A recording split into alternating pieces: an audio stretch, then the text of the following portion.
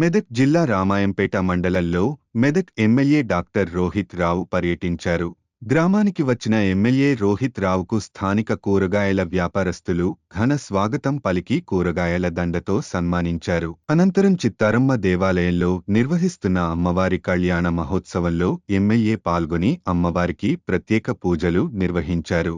దామరచెరువు గ్రామంలో ఏర్పాటు చేసిన నూతన పథకాల ప్రారంభోత్సవ కార్యక్రమంలో ఎమ్మెల్యే రోహిత్ రావు పాల్గొన్నారు.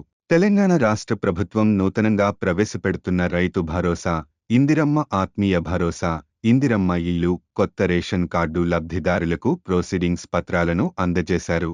ఈ కార్యక్రమంలో కాంగ్రెస్ పార్టీ రాష్ట్ర నాయకులు చౌదరి సుప్రభాత్రావు, తాజా మాజీ సర్పంచ్ శివప్రసాదరావు, రమేష్ రెడ్డి తదితరులు పాల్గొన్నారు.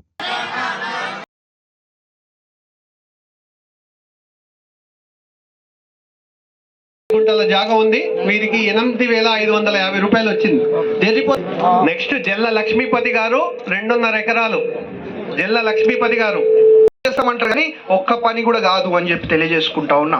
ఇవాళ ఏడుపాయల అమ్మవారి గురించి మాట్లాడితే గత 10 ఏళ్లలో ఇంతకు ముందున్న ముఖ్యమంత్రి ఒక్కసారి కూడా ఏడుపాయల అమ్మవారి దగ్గరికి రాలేదు అనే విషయం మీ అందరు కూడా గుర్తు చేసుకుంటా ఉన్నా.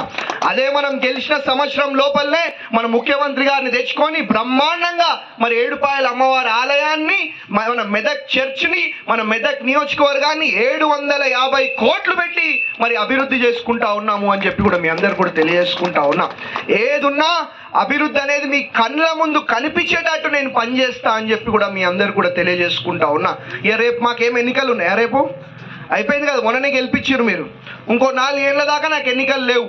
మీకేదో మాయ మాటలు చెప్పి మోసపు మాటలు చెప్తే నాకు